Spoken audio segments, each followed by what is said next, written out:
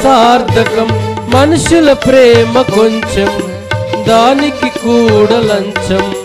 యేసు ప్రేమ శాశ్వతం, జీవితానికే సార్థకం. ప్రేమ ప్రేమ నా యేసు ప్రేమ, ప్రేమ ప్రేమ నా తండ్రి ప్రేమ, ప్రేమ ప్రేమ నా యేసు ప్రేమ, ప్రేమ ప్రేమ నా యేసు ప్రేమ. ఊహకు అందని ప్రేమ నా యేసు ప్రేమ, వెలకు అందని ప్రేమ నా తండ్రి ప్రేమ. జీవితమంతా పోరాటం, ఏదో తెలియని ఆరాటం, నిత్యం ప్రేమకై వెదకటం, దొరకకపోతే సంకటం. జీవితమంతా పోరాటం, ఏదో తెలియని ఆరాటం, నిత్యం ప్రేమకై వెదకటం, దొరకకపోతే సంకటం. మనుషులు మారినా, మమతలు మారినా, బంధాలు వీడినా, యేసు ప్రేమ మారదు. మనుషులు మారినా, మమతలు మారినా, బంధాలు మారినా, యేసు ప్రేమ మారదు. ప్రేమ ప్రేమ నా యేసు ప్రేమ, ప్రేమ ప్రేమ నా తండ్రి ప్రేమ, ప్రేమ ప్రేమ నా యేసు ప్రేమ, ప్రేమ ప్రేమ నా యేసు ప్రేమ. ఊహకు అందని ప్రేమ నా యేసు ప్రేమ, వెలకు అందని ప్రేమ నా యేసు ప్రేమ. తరాలెన్ని మారినా, యుగాలెన్ని గడచినా, తరాలెన్ని మారినా, యుగాలెన్ని గడచినా, జగన మారనిది యేసు ప్రేమ, ప్రేమ ప్రేమ నా యేసు ప్రేమ, ప్రేమ ప్రేమ నా తండ్రి ప్రేమ.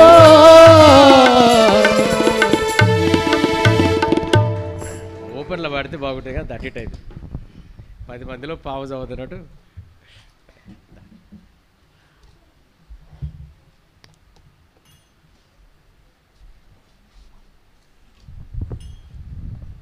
అందరికీ ప్రైజ్ లార్డ్. చిన్న ప్రార్థన చేసుకుందాం. మా బెంగల్ తండ్రి, కృపల దేవా, మీ సన్నిధిలో మోకరించడానికి దయచేసిన కృపను బట్టి వందనాలు తెలుసుకున్నాను తండ్రి.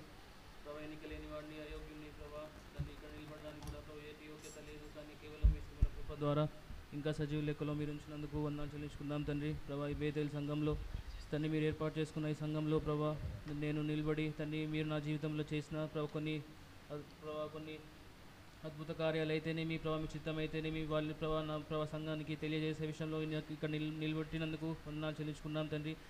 ఏమన్నవి లేనట్టుగా లేని ఉన్నట్టుగా నేను ఇక్కడ కల్పించి చెప్పకుండా తండ్రి మీ సాక్ష్యం ప్రభావ నా జీవితం మీరు ఏం చేశారో అది మాత్రమే నేను చెప్పడానికి సహాయపడుతురండి. యజమానుడు వాడుకుంటకు అర్హమైన పాత్రగా మీరు నన్ను చేస్తురండి. మీ శిలువ చాటును మరుగు చేస్తామని ప్రార్థిస్తూ యేసు నామములో వేడుకుంటున్నాను తండ్రి. అందరికీ ప్రైజ్ లార్డ్ అండి. ఇక్కడ నిల్చొని చెప్పడానికి నాకు ఏ యోగ్యత లేదు, మీ అందరికంటే చాలా చిన్నవాడిని నేను. కానీ అంటే దేవుని కృపను బట్టి ఆయన నా జీవితంలో చేసిన కొన్ని ఆశ్చర్యకార్యాలు అయితేనేమి, నన్ను ఎట్లా రక్షించుకున్నాడు, నేను ఎట్లా ఆయన కొరకు జీవించడానికి కృప చూపుతున్నాడో నేను కొన్ని మాటలు మీతో షేర్ చేసుకుంటాను. 1 యోహాను 1వ అధ్యాయం 1 యోహాను 1వ అధ్యాయము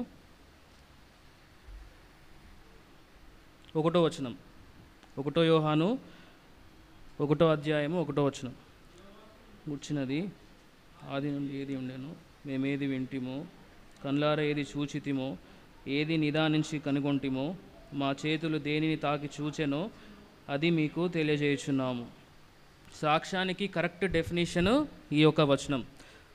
మన చేతులు ఏవి తాకాయో, మన కనులేవి చూచిందో అవి మాత్రమే మనము సాక్ష్యంగా చెప్పాలి. కొందరు ఉన్నవి లేనట్టుగా, లేని ఉన్నట్టుగా ఏదో క్రేజ్ సంపాదించుకోవడానికి చెప్తూ ఉంటారు. కానీ మనము దేవుని బిడ్డలంగా మన దేవుడు మన జీవితంలో ఏది చేశాడో అది మాత్రమే మనము చెప్పాలి. నా విషయానికి వస్తే, నా పేరు పాల్ శామ్యుయల్, ముద్దుగా టోనీ అని పిలుస్తారు ఇంట్లో. మా మా మమ్మీ డాడీ నేను మా తమ్ముడు నలుగురం మేము. మా మమ్మీ డాడీ వీళ్ళిద్దరు గవర్నమెంట్ టీచర్సే. మా తమ్ముడు ముంబైలో సాఫ్ట్వేర్ ఇంజనీర్ అనమాట. రీసెంట్గానే వాడికి జాబ్ వచ్చిందనమాట. అయితే చిన్నప్పటి నుంచే మాది భక్తిగల కుటుంబం, అంటే హెబ్రోన్ ఫెలోషిప్పే మాది. చిన్నప్పటి నుంచి మేము పుట్టిన దగ్గర నుంచి మేము చర్చికి వెళ్ళడం తప్ప మాకు వేరే తెలియదు. అంటారు కదా ఇల్లు బడి గుడి అని, ఈ మూడు తప్ప మాకే తెలీదు. మా మమ్మీ వాళ్ళు అట్లానే పెంచుతూ వచ్చారు. రోజు కుటుంబ ప్రార్థన అయితేనేమి, నియామక కూడికలు అయితేనేమి వెళ్తూ వచ్చేవాళ్ళం. మా కుటుంబంలో ఎట్లా ఉండేదంటే, సపోజ్ జర్నీ చేసి వచ్చామనుకోండి, జర్నీ చేసి నైట్ అయిపోయింది, 12 అయిపోయింది, ఇంకా మనము పడుకోవాలి, అలసట వచ్చినా కూడా ఆ నైట్ కూడా మేము పాటలు పాడుకొని ప్రార్థన చేసుకునే మేము నిద్రపోతాం. మాకు మా తల్లిదండ్రులు అట్లా నేర్పిస్తూ వచ్చారు. కుటుంబ ప్రార్థన లేకుండా మేము పడుకున్నది చాలా తక్కువ. అంటే ఇంకా అది డాడీ అక్కడ దూరంలో ఉండేవాళ్ళు చిన్నప్పుడు, ఆ టైంలో అప్పుడప్పుడు వచ్చి అట్లా చేస్తే తప్ప మా కుటుంబ ప్రార్థన 99% మిస్ అయ్యేది కాదు. మేము ఇక్కడ ఉండి ఇట్లా నిల్చొని చెప్తున్నదంటే దానికి కారణం కూడా మా కుటుంబ ప్రార్థనే. మా తల్లిదండ్రులు అట్లా పెంచుతూ వచ్చారు. చిన్నప్పటి నుంచే సండే స్కూల్కి వెళ్ళే వాళ్ళం. అంటే ఇమాన్యుయల్ అంకుల్ అని విజయవాడలో ఉంటారు, తన దగ్గర మేము పెరుగుతూ వచ్చామన్నమాట సండే స్కూల్లో. ఇంకా అంకుల్ వాళ్ళు ఇంకా మాకు ఆత్మీయ తల్లిదండ్రులు అనమాట. ఇప్పుడు మేము ఇట్లా ఉన్నాము, మా ఫ్యామిలీ ఇట్లా ఉంది అంటే టోటల్గా ఇమాన్యుయల్ అంకుల్ విజయవాడలో బేర్షెబా వాళ్ళ సంఘం అనమాట. చిన్నప్పటి నుంచే సండే స్కూల్ పాటలు, క్వైట్ టైం చేసుకోవడము, ఇవన్నీ బాగా ఉండేది నాకు. అయితే 6th క్లాస్ వరకు బాగుంది, ఇట్లా 6th క్లాస్ వరకు బాగుంది. 6th క్లాస్లో ఏంటంటే చెడు స్నేహం ఎక్కువైపోయింది.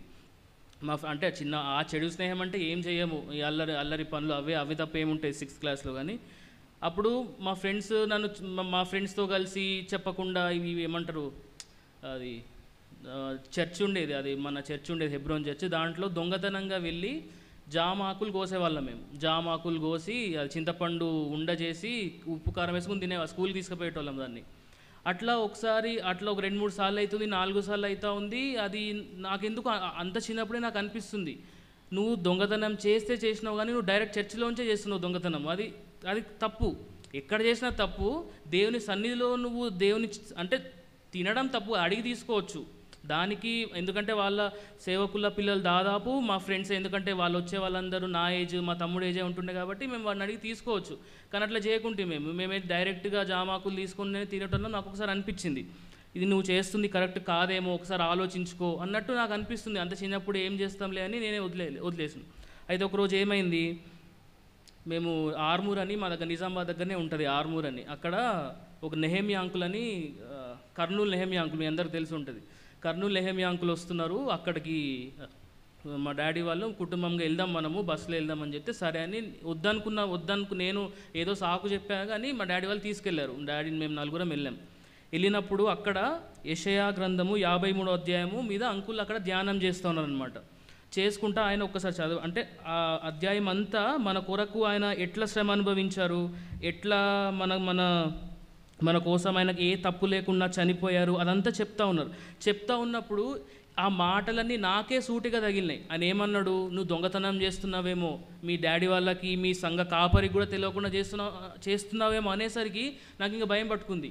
అరే నేను చేసేటివా నేనెక్కట్లా తెలిసిపోతున్నాయి, అసలు ఈ అంకుల్ ఎక్కడో ఉంటాడన్నారు కదా, అసలు నేను చేసే సంగతులు ఎట్లా తెలుస్తున్నాయి అంటే అప్పుడు మళ్ళీ అన్నాడు, నేను చూడకపోవచ్చు కానీ దేవుడు చూస్తున్నాడు అన్నాడు.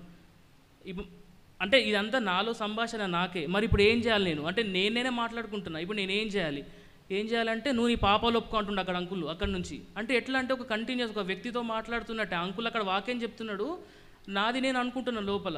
అప్పుడు నాకు అర్థమైంది, ఓకే రక్షణ పొందాలి, రక్షణ పొంది ఆయన బిడ్డగా అయితే మనము ఈ అన్ని పనులు చేయము, దొంగతనం కానీ అబద్ధాలు ఆడడం కానీ అవన్నీ చేయమని చెప్పి నేను 8th క్లాస్లో ఉన్నప్పుడు 2007లో నేను రక్షింపబడ్డాను. ఈ యెషయా గ్రంథము 53వ అధ్యాయం ద్వారా నెహెమియా అంకుల్ ద్వారా రక్షింపబడ్డాను. తర్వాత కొన్ని రోజులైన తర్వాత వాక్యం చెప్తూ వచ్చారు చర్చిలో. ఇప్పుడు మొన్న సెకండ్ మెసేజ్లో అన్న చెప్తూ వచ్చాడు కదా, బాప్తిస్మం అనేది చాలా ఇంపార్టెంట్ టాస్క్, ఇంపార్టెంట్ ఒక ఘట్టం అన్నట్టు మన జీవితాల్లో. అది ఎట్లా ఉంటుంది, మనం చనిపోయి నాతో ఎవరో అంకుల్ అంటూ ఉండే, ఇంకెంతసేపు నువ్వు సమాధిలో ఉంటావు, నువ్వు తిరిగి లేవవా అన్నారు. నాకు అంటే వాళ్ళందరూ ఆత్మీయంగా మాట్లాడేసరికి నేను అంత చిన్నప్పుడు నాకేమర్థమవుతుంది, ఏంది ఇట్లా మాట్లాడుతుంది, చనిపోవడం ఏంది, తిరిగి లేవడం ఏంది, ఇదేంది అది అనుకుంటే తర్వాత మమ్మీ వాళ్ళని వచ్చినాక అడిగితే ఇట్లా అంటున్నాడమ్మా అంకుల్ అంటే, సరే ప్రార్థన చేసుకో, మన చర్చి డెడికేషన్ అప్పుడు బాప్తిస్మాలు ఉన్నాయి కదా అంటే, నేను దేవుడు నాతో హెబ్రీ 6వ అధ్యాయం ద్వారా మాట్లాడాడు. అప్పుడు నేను 2011లో నేను బాప్తిసం తీసుకున్నాను. ఇట్లా చిన్నప్పుడే మమ్మీ వాళ్ళు ఇప్పుడు వరకు నేను గర్వంగా చెప్పుకుంటా ఏంటంటే కుటుంబ ప్రార్థన వల్లనే మేము ఇట్లా ఉన్నాం. ఎందుకంటే కొన్ని చర్చిల పరిస్థితులు కూడా బాగాలేకుండే, అప్పుడు మాకు వాక్యం కూడా లేదు. ఓన్లీ సోర్స్ ఆఫ్ వాక్యం ఏంటంటే మాకు కుటుంబ ప్రార్థన. 4-5 పాటలు పాడుకుంటాము, కీబోర్డ్ ప్లే చేసుకుంటాం, మేమే అంత చక్కగా మేము కుటుంబ ప్రార్థన చేసుకుంటాం. మేము ఇప్పటికి కూడా మేము అదే ఫాలో అవుతాం. అదొక్కటి మాత్రం మనం క్రైస్తవులుగా కుటుంబ ప్రార్థన అనేది అస్సలు మిస్ చేయకూడదు. అట్లా నా సాల్వేషన్ బ్యాప్టిజం అయిపోతూ వచ్చింది. అయితే దేవుడు మా మమ్మీ అంటూ ఉంటుంది, నీకు ఒక దేవుడు ఒక వరం ఇచ్చాడు. ఏంటంటే నేను దేవుని స్వరాన్ని డైరెక్ట్గా ఆయన నాకు వినిపిస్తాడు. అంటే నా పేరు అందుకే శామ్యుల్ అని పెట్టినరేమో. ఎట్లా అంటే ఒకరోజు ఏమైంది, 8th క్లాస్లో నీ బాప్తిసం రక్షణ పొందిన తర్వాత ఒక మెజిషియన్ షో ఉండే మా స్కూల్లో. వాళ్ళు ఏం చేస్తున్నారంటే మెజిషియన్ షో ఉంది, మీరు అందరు రావాలి, 10 రూపీస్ అప్పుడు 10 రూపీస్ తీసుకుని వస్తే మిమ్మల్ని మెజిషియన్ షోకి తీసుకెళ్తాము అని అన్నారు. అదే రోజు సండే రోజు. అది నేను చెప్పా మా అమ్మ ఇట్లా మరి మెజిషియన్ షో ఉందంట. అంటే సండే అంటే ఇంకా కొడతారు, ఇంకేం లేదు. సరే మేమేమనము అంటే చాలా ఫోర్స్ చేస్తున్నాం, మా ఫ్రెండ్స్ అందరు వెళ్తున్నారు, ఆ ఏజ్ అట్లాంటిది కాబట్టి చాలా ఫోర్స్ చేస్తాం. మమ్మీ ఏమన్నది, సరే ప్రార్థన చేసుకోసారి దేవుడు మాట్లాడితే నువ్వు వెళ్ళు అన్నది. ఇంకా అట్లా అంటే ఏమంటాము సరే అని అప్పటి నుంచే డైలీ భోజనం చదువుకునేవాడిని. ఒక్కసారి కీర్తనలు 84 అధ్యాయం తీయండి. కీర్తనలు 84 అధ్యాయము 10వ వచనం. 1000 దినముల కంటే శ్రేష్టము నా దేవుని మందిర ద్వారం నొద్దనుట నాకు ఇష్టం. అంటే ఇంత చిన్నప్పుడు నాకు ఏమర్థమైందో ఏంటో మమ్మీ వాళ్ళు అన్నారు, నువ్వు దేవుణ్ణి అడుగు. ఇప్పటికి కూడా అంతే. అంటే ఇప్పుడంటే పెద్దగా అయినాం కానీ మాకు ఒక సర్టెన్ ఏజ్ వచ్చే వరకు, మేము బయటికి వెళ్ళే వరకు మేము స్ట్రైట్గా ఏది అడిగినా కొనియలేదు. ఫస్ట్ వాళ్ళు ఏమంటారంటే, నువ్వు ముందు దేవుణ్ణి అడుగు, దేవుడు పర్మిషన్ ఇస్తే నువ్వు ఎంత కావాలన్నా కొనిస్తాం, కానీ దేవుని దగ్గర పర్మిషన్ తీసుకొని రా, నెక్స్ట్ డే మమ్మల్ని అడుగు అంటారు. మాకు అట్లా అలవాటు అయిపోయింది ఇప్పుడు. అందుకనే దేవుని చిత్తం చేయడము చాలా ఇంపార్టెంట్. ఇప్పుడు నెక్స్ట్ ఏంటంటే, దేవుడు నా జీవితంలో చేసిన, అంటే టైం సరిపోదు కానీ 4 మెయిన్ నా జీవితంలో జరిగిన 4 ఘట్టాలు నేను మీతో షేర్ చేసుకుంటాను. ఫస్ట్ ఏంటంటే, నేను జాబ్ చేస్తూ ఉండే, నాకు 2018 స్టడీ అయిన వెంటనే నాకు ఐటీలో జాబ్ వచ్చింది. కోవాంటెక్ అని రామంతపూర్లో చేశాను ఒక 2.5 years. దాని తర్వాత ఇక్కడ మన కరోనా టైం, అది 2021 కరోనా టైము. అసలు మా కుటుంబం మొత్తం ఎఫెక్ట్ అయింది చాలా. మా మమ్మీ డాడీ అయితే చాలా సీరియస్ అయ్యారు. అసలు అది ఇంకా సిచ్యువేషన్ చెప్పలేము. ఒకవైపు సంతోషం ఏంటి, నలుగురికి వచ్చింది కాబట్టి కలిసే ఉండొచ్చు అని, ఇంకో పక్కన కరోనా వచ్చిందని. ఈ టైంలో నేను చెప్తున్నా, మా మేనేజర్కి చెప్తున్నా, నాకు అసలు నా వల్ల అవ్వట్లేదు, నా పరిస్థితి చాలా దారుణంగా ఉండే. అసలు ఈ కళ్ళు రక్తంలాగా అయిపోయినాయి, మొత్తం అంత రెడ్గా అయిపోయి దురద, అసలు ఆ సిమ్టమ్స్ చాలా ఉండే మా ఫ్యామిలీకి. నేను అప్పుడు అన్నా మా మేనేజర్ తోటి, నాకు కరోనా వచ్చింది, నేను చేయలేకపోతున్నానంటే వాళ్ళు అప్పుడే మైగ్రేషన్ ఏదో చేస్తున్నారు, నువ్వు చాలా ఇంపార్టెంట్, నువ్వు ఇట్లాంటి మాటలు మాట్లాడకూడదు అన్నారు. సరే హెల్త్ విషయం పట్టించుకొని కంపెనీ ఏం కంపెనీ, సరే ఇంకా చాలా మస్తైంది, 2.5 years అయిపోయింది కదా, నేను మారదాం కంపెనీ అనుకొని చెప్పి ప్రార్థన చేసుకుంటున్నా. ప్రభా మరి దేవుడు, నేను చెప్పాను కదా మమ్మీ వాళ్ళు ఏదైనా చెయ్యాలి అంటే దేవుని దగ్గర దేవుని చిత్తం కనుక్కోవాలి కంపల్సరీ. మరి ఇట్లా పరిస్థితి ఏమో ఇట్లా ఉంది, ఏం చేయాలి అని ప్రార్థన చేసుకుంటా ఉన్నాం. కోవాంటెక్లో అంటే అది కరోనా టైం, రిస్క్ చేయలేం జాబ్ని, ఉన్న జాబ్లే పోతున్నాయి. అట్లాంటి టైంలో నువ్వు కంపెనీ మారదాం అనుకుంటున్నావు, మరి ఏం చేయాలో ఆలోచించుకో, ప్రార్థన చేసుకో అని అన్నారు మమ్మీ డాడీ వాళ్ళు. అయితే నేను డైలీ పోర్షన్ చదువుకుంటున్నప్పుడు మత్తయి సువార్త 8వ అధ్యాయము, మత్తయి 8వ అధ్యాయము 13వ వచనం. మత్తయి 8:13. అంతటా యేసు, ఇక వెళ్ళుము, నీవు విశ్వసించిన ప్రకారం నీకు అవునుగాక అని శతాధిపతితో చెప్పాను. అంటే ఫస్ట్ లైన్ అంతటా యేసు ఇక వెళ్ళుము అన్నాడు. నాకు అప్పుడు దాకా అసలు ఇట్లా కూడా దేవుడు మాట్లాడతాడా మనతోటి, ఇంత ఓపెన్గా, ఇంత స్ట్రైట్ ఫార్వర్డ్గా మనతో మనుషులతో మాట్లాడతాడని నాకు ఫస్ట్ టైం అర్థమైంది అప్పుడే. సరే దేవుడు సరే వెళ్ళమంటున్నాడు కదా, సరే వెళ్దామని నా జాబ్ ట్రయల్ స్టార్ట్ చేశాను. వచ్చాయి IBM, కాగ్నిజెంట్ ఇవన్నీ వచ్చాయి. అయితే నేను కాగ్నిజెంట్ మంచి కంపెనీ కదా అని చెప్పి దానికి ఫిక్స్ అయిన తర్వాత అనుకోకుండా డెలాయిట్ వచ్చింది.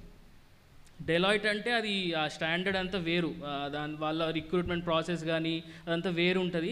నాకెందుకు వస్తుందిలే డెలాయిట్లో, సరే ఇద్దాంలే, ఏం పోయేది ఉంది ఇప్పుడు. ఎందుకంటే నోటీస్ పీరియడ్ ఆల్రెడీ పెట్టేసినప్పుడు ఏమవుతుంది, జనరల్గా మొగ్గు చూపుతారు వాళ్ళకి, నోటీస్ పీరియడ్లో ఉన్న క్యాండిడేట్స్నే తీసుకోవడానికి ప్రిఫర్ చేస్తారు.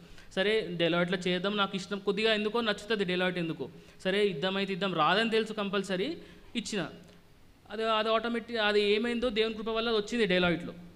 ఇప్పుడు సందేహం, కాగ్నిజెంట్లోకి వెళ్ళాలా, డెలాయిట్లోకి వెళ్ళాలా? కాగ్నిజెంట్లోకి వెళ్ళాలా, డెలాయిట్లోకి? ఆ డెలాయిట్ అసలు నేను అనుకోలేదు. అసలు కాగ్నిజెంటే ఫిక్స్ అయిపోయా, ఇంకా దాన్ని ఆన్బోర్డింగ్ ప్రాసెస్ అంతా స్టార్ట్ కూడా అయిపోయింది. ఈ టైంలో డెలాయిట్ వచ్చేసరికి వెళ్ళాలా వద్దా అని ఒక తలంపు అయితే, ప్రభా మరి ఏంటి డెలాయిట్ ఇచ్చావు కదా, మరి దీంట్లోకి వెళ్ళాలా నేను? ఇది నేను ట్రై అయితే చేయలేదు. నేను అంత జస్ట్ ఏదో అటెండ్ అవుదామని అటెండ్ అయ్యి అంతే, కానీ ట్రై అయితే చేయలేదు. నువ్వు వెళ్ళామంటావా అంటే నా మార్నింగ్ డైలీ పోర్షన్ ద్వారా కీర్తనలు 132వ అధ్యాయము 14వ వచనం తెలుగులో స్పష్టంగా ఉంటుంది. కీర్తనలు ఇది చాలండి. ఇది నేను కోరిన స్థానము, అంతే. ఇది నేను కోరుకున్నాను, నువ్వు ఇందులోకి వెళ్ళడము నా చిత్తము, ఇది నేను కోరిన స్థానము, నువ్వు వెళ్ళాలి, అంతే. మళ్ళీ అక్కడికి అయిపోయింది. ప్రభా మరి నువ్వు కాగ్నిజెంట్ అంటున్నావు, డెలాయిట్ మరి చాలా లాంగ్ ప్రాసెస్, వాళ్ళు లిటరల్గా 2 to 3 months చేస్తారు రిక్రూట్మెంట్ ప్రాసెస్, వాళ్ళంతా ఈజీ ఉండదు. మరి ఇందులో చేరుతున్నావు, మరి కరోనా టైంలో వాళ్ళు ఒకవేళ వదిలేస్తే కాదు మాతో అవ్వదని చెప్పి వాళ్ళ మధ్యలో కాగ్నిజెంట్ ఏంది, ఆఫర్ లెటర్ వచ్చేసింది, అన్నీ వచ్చేసినాయి, జాయిన్ అవ్వడమే ఇంకా 15 daysలో. అట్లాంటి టైంలో డెలాయిట్ వచ్చింది. ప్రభా మరి జాయిన్ అవ్వాలా వద్దా అన్నప్పుడు నేను చాలా కన్ఫ్యూజన్లో ఉండే. అయితే దేవుడు నాతో ఎట్లా మాట్లాడాడంటే, లూకా సువార్త నా నైట్ డైలీ పోర్షన్లో 7వ అధ్యాయము 49వ వచనము. లూకా 7:49. కాదు లూకా సారీ సామెతలు సారీ. అయితే ఇప్పుడు ఏమైంది, నేను 2 కంపెనీస్ వచ్చాయి కాబట్టి ఓకే, కాగ్నిజెంట్ వచ్చింది, డెలాయిట్ కూడా వచ్చింది. సరే కాగ్నిజెంట్ డెలాయిట్ రెస్పాండ్ కాకపోతే కాగ్నిజెంట్ అనుకుని ఫిక్స్ అయినప్పుడు దేవుడు నాతో సూటిగా కొట్టినట్టు మాట్లాడాడు. ఎట్లా మాట్లాడాడంటే సామెతలు 3వ అధ్యాయము 5, 6, 7. సామెతలు 3వ అధ్యాయం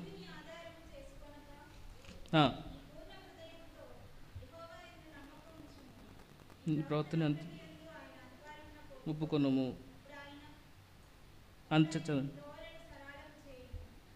ఇది నేను జ్ఞానిని కదా నేను అనుకునవద్దు, అదొక్కటే.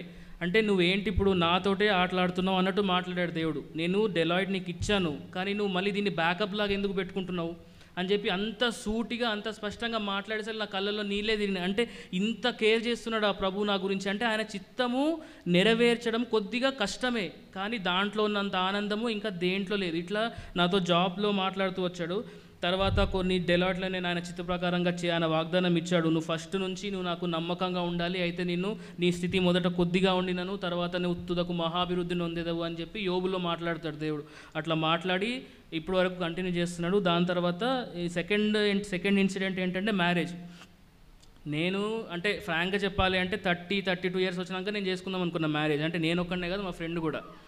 మేము ఫిక్స్ అయిపోయినాం 32 ఈ ఏజ్లోనే చేసుకోవాలి. ఎంత జాబ్ వచ్చినా నువ్వు ఎంత ప్రమోషన్ వచ్చినా 32 అసలు ఇంకా కిందకి రాకూడదు. అయితే అంటే ఇంకా ఈ స్టార్ట్ అయితే కదా, ఈ జాబ్ వచ్చింది, వస్తూనే ఉన్నాయి, మ్యాచెస్ వస్తూ ఉన్నాయి. చాలా వరకు డాడీ వాళ్ళు నా దగ్గర రానియలేదు, ఆపేసిండ్రు. అయితే ఈ రూత్ మ్యాచ్ వచ్చినప్పుడు శ్రీను అంకుల్ అని మా దగ్గర ఉంటాడు అనమాట. తను ఏదో డిపార్ట్మెంట్లో చేసి తనది కనిగిరిలో తను ఇక్కడ అది గవర్నమెంట్ హాస్పిటల్లో పని మీద మా ఇంటికి వచ్చి ఒక అన్నలాగా ఉన్నాడు. ఆయన ఏమనుకున్నాడంట, వీళ్ళ ఇంట్లో ఇన్ని రోజులు ఉన్నాను, వీళ్ళ ఇంట్లో ఇంత ఉన్నాను కదా, వీళ్ళకి ఏదైనా మేలు చేయాలి అని చెప్పి ఆయన ఆ ప్రాసెస్ ఎంచుకున్నాడు. ఆయన మ్యాచ్ చూడమని ఎంచుకున్నాడు. ఈ రూత్ వల్ల మ్యాచ్ వచ్చితే మరి ప్రార్థన చేసుకో, నువ్వు రెడీ అవ్వాలి అంటున్నారు. దేనికి రెడీ అవ్వాలి అంటే మ్యారేజ్ అంట. అప్పుడు నా ఏజ్ కరెక్ట్ 24. ఈ 24 yearsకి మ్యారేజ్ అయింది. అసలు మా ఫ్రెండ్స్ ఒకలాగా, అరే ఏం చేస్తున్నావు నువ్వు, 24 ఏంద్రారు ఆయన నువ్వు మా ఫ్రెండ్ ఎవరైతే నేను నా ఫ్రెండ్ ఎవరైతే చేసుకోవద్దు 32 అనుకున్నామో వాడైతే నాతో కొన్ని రోజులు మాట్లాడటమే మానేసిండు. నువ్వు అంతే, ఇక నువ్వు వస్తే ఇక మారిపోతారు. తెలుసు కదా మన వాళ్ళే మాటలు ఎట్లుంటాయో. వాడు నాతో మాట్లాడట్లేదు, సీరియస్గా మాట్లాడట్లేదు వాడు. నేను మా ఇంట్లో ఏం చెప్పుకోవాలి, ఇప్పుడు నువ్వు చేసుకుంటే నాకు కూడా చేసేస్తారు, ఇప్పుడు ఏం చేయాలి అని చెప్తే ఇంకేం చేస్తాం, ఏం చేయలేము. అయితే ప్రేయర్ చేసుకుందాము, ప్రేయర్ చేసుకుంటే దేవుడు మాట్లాడతాడు కదా అన్నప్పుడు దేవుడు నాతో స్పష్టంగా మాట్లాడాడు. ఏంటంటే ద్వితీయోపదేశకాండము 11వ అధ్యాయము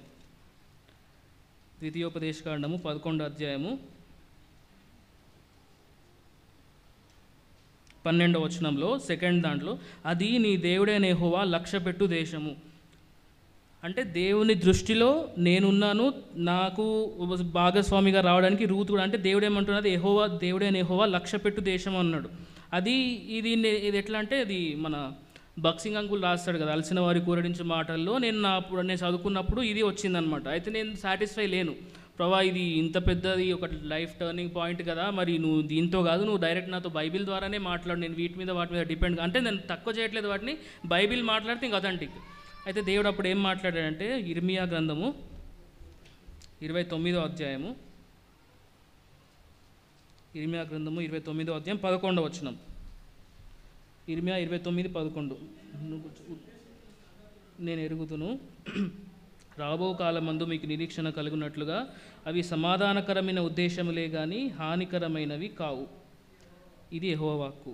ఇంకా దేవుడు కూడా సరే అంటున్నాడు, అంటే నా గురించిన ఉద్దేశాలు ఆయనకు సమాధానకరంగానే, మంచి ఉద్దేశంలే కానీ హానికరమైనవి కావు అని చెప్పి మేము దీనికి ఓకే చెప్పినాం. అంటే నేను ప్రౌడ్గా చెప్పుకోవట్లేదు, కానీ దేవుని చిత్తము బయలుపరిచిన తర్వాత మేము ఎవరిని ఎక్కడ ఎంక్వైరీ కూడా చేయలేదు, అమ్మాయి ఎట్లాంటిది, వాళ్ళ బ్యాక్గ్రౌండ్ ఎట్లాంటిది, ఏమి అంటే నోరు మెదపకుండా దేవుడు మాట్లాడాడు. వాళ్ళ బ్యాక్గ్రౌండ్ కూడా ఎంక్వైరీ చేయకుండా మేము ముందుకెళ్ళాము. వాళ్ళు కూడా చాలా దైవ భక్తి గల కుటుంబము, వాళ్ళ డాడీ వాళ్ళు దైవ సేవకులు అక్కడ కనిగిరి దగ్గర. సో అట్లా జీవితం నడుస్తూ ఉంది. అది మ్యారేజ్ది.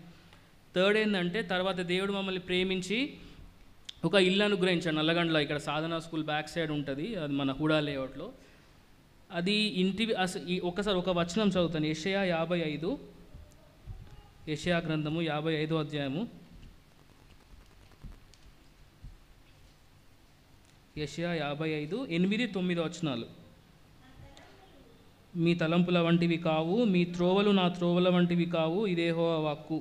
ఆకాశములు భూమిపైన ఎంత ఎత్తుగా ఉన్నవో నీ మార్గములు నాకు మార్గములు, నీ మార్గముల కంటే నా మార్గములు, మీ తలంపుల కంటే నా తలంపులు అంత ఎత్తుగా ఉన్నవి. ఇల్లు కొనుక్కోవడం అనేది మా ఉద్దేశం కాదు, అంటే ఇంత చిన్న ఏజ్లో అంత పెద్ద హోమ్లో ఇవన్నీ నేను భరించాలనుకోలేదు ఆ టైంలో. కానీ దేవుని ఉద్దేశాలు మన ఉద్దేశాలతో, అసలు ఆయన వెర్రితనమే మనుషుల యొక్క జ్ఞానంతో సమానం. అంటే ఆయన ఎంత జ్ఞానం గలవాడో, అంటే ఆయన ఉద్దేశాలు మనకు అర్థం కావు. అట్లా మమ్మీ వాళ్ళు అన్నారు, మరి జాబ్ వచ్చింది కదా, నువ్వు ట్యాక్స్ సేవ్ చేసుకోవడానికి ఇది చేసుకోవడానికి మరి ఇల్లు తీసుకుంటే ఎట్లా ఉంటుంది అని అన్నారు. మళ్ళీ అంతే అన్నారు, అసలు మేము చెప్పట్లేదు, దేవుడిని అడుగు, దేవుడు పర్మిషన్ ఇస్తే నువ్వు వెళ్ళి చూసుకో అని చెప్పారు. ప్రార్థన చేసుకుంటే దేవుడు ఎట్లా మాట్లాడాడంటే,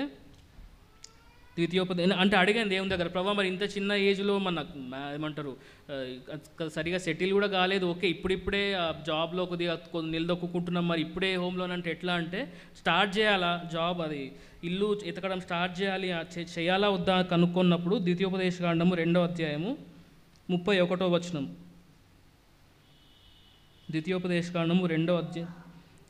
చూడుము, సీహోనును అతని దేశమును నీకు అప్పగింప మొదలుపెట్టి ఉన్నాను, అతని దేశం నీదగునట్లు నీవు దాన్ని స్వాధీనపరుచుకున్న మొదలుపెట్టుమని చెప్పాను. అంటే దేవుడు ఏమంటున్నా, సరే నువ్వు అంటే నాకైతే నా ప్లాన్లోనే లేదు అసలు ఇల్లు కొనుక్కోవడం అనేది ఇంత చిన్న ఏజ్లో అవసరం లేదు అని నేను అనుకున్నా, కానీ దేవుని ఆలోచనలు వేరే ఉన్నాయి, నువ్వు దాన్ని స్వాధీనపరుచుకున్న మొదలుపెట్టమన్నారు. చాలా తిరిగాము, చందానగరు, మియాపూర్ తిరిగాము, ప్రగతి నగర్, అమీన్పూర్, బీరం కూడా చాలా తిరిగాము. ఇది దేవుని చిత్తం ఏంటో నాకు తెలీదు. మా ఫ్రెండ్ ఎవరో చెప్పారు, మీకు ఐటీ కాబట్టి నువ్వు దగ్గర ఉండాలనుకుంటే నల్లగండ్ల కానీ ఈ మన తెల్లాపూర్ సైడ్ చూసుకో అంటే, సరే వద్దామని చెప్పి వచ్చాము. ఒక క్రిస్టియనే ఉండే, మధు అని, తను ప్రాజెక్ట్ మేనేజర్ ఉండే అపార్ట్మెంట్కి, తన వల్ల మేము ఇక్కడికి వచ్చాం. వచ్చినప్పుడు చూసుకున్నాము, బాగుంది, అది అండర్ కన్స్ట్రక్షన్లో ఉంది, ఒక 20-25 డేస్లో అది రెడీ ఫర్ ప్రొసెషన్కి వచ్చేస్తుంది. కానీ దాని కాస్ట్ లిటరల్గా మేము అనుకున్న దానికంటే లిటరల్గా 40-50% ఎక్కువ ఉంది. మేము అనుకున్న బడ్జెట్ వేరు, మేము అనుకున్న కొలతల అంటే అదేమంటారు కదా, దాని డైమెన్షన్స్ కానీ లేకపోతే అసలు ఎంత 2 BHK అనుకున్నాం మేము, ఆ 2 BHK అనుకున్నాము. తక్కువలో తక్కువ ఇద్దరమే కాబట్టి మాకు ఎంత ఉంటుంది అని చెప్పి తక్కువలో తక్కువ అనుకుంటే, ఇక్కడ వచ్చి చూసేసరికి అమ్యూనిటీస్ అన్నీ కలిపి అది అసలు మన ఊహకే అందట్లే ఈ నల్లగండ్ల ప్రైస్. అనుకున్నాం, ప్రభా మరి నువ్వు ఇది ఒకటి చూపించినావు, ఇది ఎలా తీసుకోవచ్చా అన్నప్పుడు దేవుడు అద్భుతంగా ఎట్లా మాట్లాడాడంటే, కాస్ట్ విషయం అది మాకు అసలు వశపడతలేదు. ఇల్లేమో నచ్చింది, తీసుకుందామంటే డబ్బులు మా రేంజ్ కాదు, అంటే అసలు పెట్టలేము. అయితే మళ్ళీ అదే నేను డైలీ పోర్షన్లో చదువుకుంటున్నప్పుడు ద్వితీయోపదేశకాండము 8వ అధ్యాయము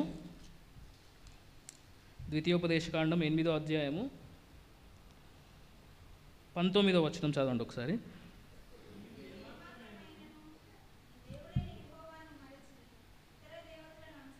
సారీ 18 సారీ, జ్ఞాపకం చేసుకుని వాళ్ళను.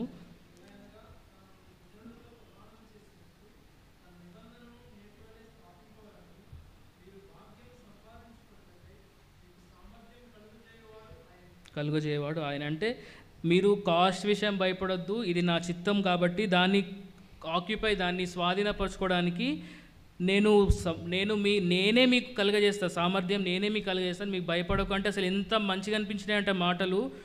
ఫస్ట్ టైం అసలు అంత డీప్గా, లేకపోతే అంత స్ట్రైట్ ఫార్వర్డ్ ఒక మనతో మాట్లాడినట్టు, అట్లా మనుషుల మాట్లాడుకున్నట్టు మాట్లాడతాడు దేవుడు అని చెప్పి నాకు ఇప్పుడు అంటే క్రమక్రమేణా అర్థమవుతా ఉంది. తర్వాత ఇంతటితో అవ్వలేదు. తర్వాత ఏమనుకున్నాను, అంత పెద్దది, ఇంత మరి ఈ ఏరియాలో అంటున్నారు, ఏమో చాలా చూసాం, కొద్దిగా పాష్గా ఉంది ఏరియా, మనం ఉండగలుగుతామా ఏంటి ప్రభాస్, నీ చిత్తమేనా, ఇది మళ్ళీ డౌట్ వచ్చింది, ప్రభా నీ చిత్తమేనా అంటే నాకు తలంపు వచ్చింది. ఎట్లా, మా చిన్నమ్మ వాళ్ళు ఉంటారు బెంగళూరులో, వాళ్ళకి అది అప్పుడు బెంగళూరులో వెళ్ళినప్పుడు ఎప్పుడో వాళ్ళు ఒక సంఘం ఎత్తుక్కోవాలి, మన హెబ్రోన్స్ ఫెలోషిప్ ఎత్తుక్కుంటే వాళ్ళకి ఎక్కడ పోవాలో అర్థం కాకపోతే వాళ్ళు ఏం చేసిండ్రు, ఒక కాంపాస్ పెట్టుకొని ఏదో చేశారు వాళ్ళు. దాని ద్వారా వాళ్ళు నువ్వు ఈ డైరెక్షన్లో వెళ్ళు అంటే ఆ డైరెక్షన్లో వెళ్తే వాళ్ళకు ఒక హెబ్రోన్ ఫెలోషిప్ కనిపించింది. అట్లా నడిపించారు. ప్రభావ నేను అనుకున్నా, ప్రభావ నాకు కూడా చూపిస్తావా, నువ్వు కంపాస్ పెట్టుకో, నాకు ఏం చేయం, కానీ నువ్వు ఇంకోసారి నాకు స్పష్టం చేయి, చాలా పెద్ద స్టెప్ తీసుకుంటున్నా నేను, ఒక్కసారి నువ్వు కన్ఫర్మ్ చేసినావంటే నేను తీసుకుంటా అంటే. దేవుడు ఎట్లా మాట్లాడాడంటే, ద్వితీయోపదేశకాండము 11వ అధ్యాయము 24వ వచనం. స్థలము మీదియాగును,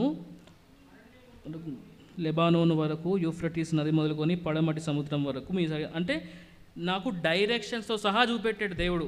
ఇప్పుడు మీరు గూగుల్ కనుక ఎత్తుకుతే మన నల్లగండ్ల అనేది వెస్ట్లో ఉంటుంది, హైదరాబాద్ వెస్ట్, పడమటి వరకు నువ్వు వ్యాపించదు అంటే డైరెక్షన్స్తో సహా దేవుడు చూపెట్టాడు. ఎందుకంటే ఆయన ఉద్దేశాలు వేరే ఉన్నాయి. అది ఇల్లు గురించి. ఇప్పుడు నెక్స్ట్ చర్చ్, ఇదంతా అయిపోయింది, ఇల్లు ఇచ్చాడు దేవుడు. కానీ సంఘం అంటే మాకేం దొరకలేదు స్టార్టింగ్లో. మేము చూస్తున్నాం కానీ మియాపూర్, చందానగర్, కొండాపూర్ అంటే హెబ్రోన్ ఫెలోషిప్స్ ఎక్కడ ఉన్నాయో అక్కడంతా తిరుగుతూ ఉన్నాము. కానీ ఎక్కడ అర్థం కావట్లేదు. ఎక్కడ ఒక 3-4 గోపన్పల్లి అటు ఇటు వెళ్ళాం కానీ అంత సమాధానంగా అంటే మా కుటుంబ ఒపీనియన్ అది, మాకు అంత సమాధానంగా అనిపించలేదు. ఎక్కడ పోవాలో ప్రభా, మరి ఏంటి నువ్వు ఇక్కడ తీసుకొని తీసుకొచ్చావు, మరి నీ ఉద్దేశాలు ఏంటి ప్రభా కనుక్కుందాం అన్నప్పుడు మా నిజామాబాద్లో వెళ్తాం కదా మేము సంఘానికి.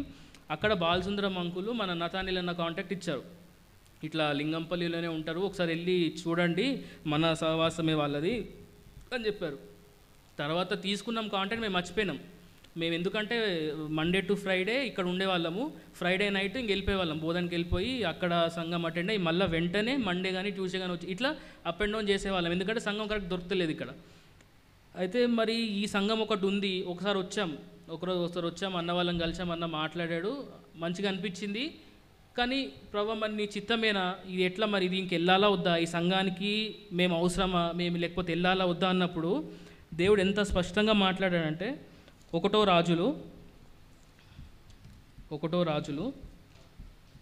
8వ అధ్యాయము 1వ రాజులు 8వ అధ్యాయము 28వ వచనం. 1వ రాజులు 8:28.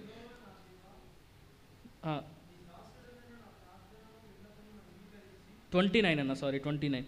నీ దాసుడైన నేను చేయు ప్రార్థనను దయతో అంగీకరించినట్లు నా నామము అక్కడ ఉండునని ఏ స్థలమును గూర్చి నీవు సెలవిచ్చితివో ఆ స్థలమైన ఈ మందిరం తట్టు. అంటే ప్రభు దృష్టి ఈ సంఘం మీద ఉంది. ప్రభు ఆ సంఘానికే నేను పంపిస్తున్నాను, నువ్వు భయపడకని చెప్పి సూటిగా మళ్ళీ ఇంకొకసారి నేను మళ్ళీ దేవుని క్వశ్చన్ చేయలేదు. ప్రభా నువ్వు వెళ్ళమన్నావు, ఇంకా వెళ్తున్నామని. తర్వాత మళ్ళీ కన్ఫర్మ్ అంటే నాది ఎట్లా అంటే ఒక్కసారి మాట్లాడితే గిద్యం టైప్ అనమాట. ఈ గొర్రెబొచ్చు మీద వర్షం పడాలి, బయట పడాలి, అన్ని విధాల క్రాస్ కన్ఫర్మ్ చేసుకునే నేను ఏదన్నా చూస్తాను కాబట్టి మళ్ళీ మాట్లాడు ప్రభా అంటే. అదే దాంట్లో 1వ రాజుల 9వ అధ్యాయంలో 3వ వచనం.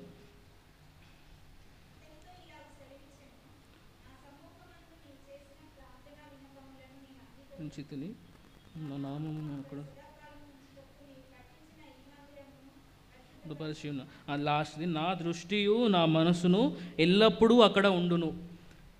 ఇంకా మాట్లాడలేకపోయినా, సరే ప్రభా నువ్వు వెళ్ళమంటున్నావు, మా అవసరం అక్కడ ఉందేమో, మా కుటుంబ అవసరం అక్కడ ఉందేమో అని మేము ఇంకా ఇక్కడికి